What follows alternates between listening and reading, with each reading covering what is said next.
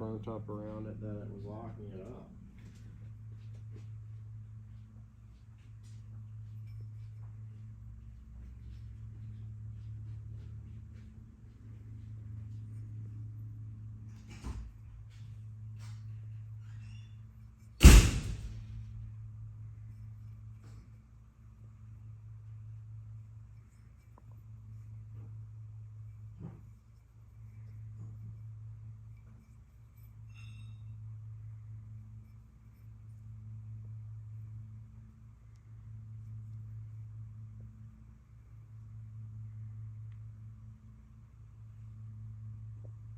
I can't get this to go in there. I tried pushing on it really hard. I'm going to try to boil it.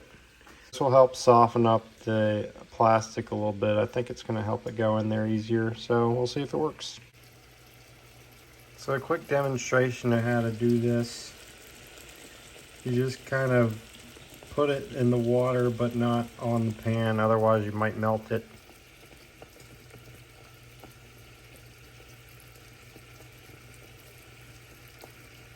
I finally got it in there. I had to use that rubber mallet.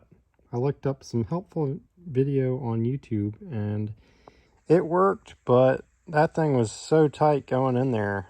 I think it may be just the way their newer caps are or something. Well, it's time to put it in. This is what it looks like with the BMS oil cap in now.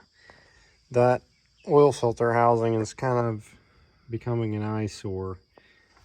I guess it kind of needs to be like blasted and painted or something, but I'd be afraid to do that because of oil contamination. But I might switch over to an oil cooler where I'd replace that. I'm a little undecided on that. This is just a daily driver. It doesn't really have to be perfect, but it's looking good. Got the single turbo. I custom built a 66, 67. It's not something that anybody could buy. I just custom made it. I think it's super cool. And I put this valve cover on here, the Vargas coil.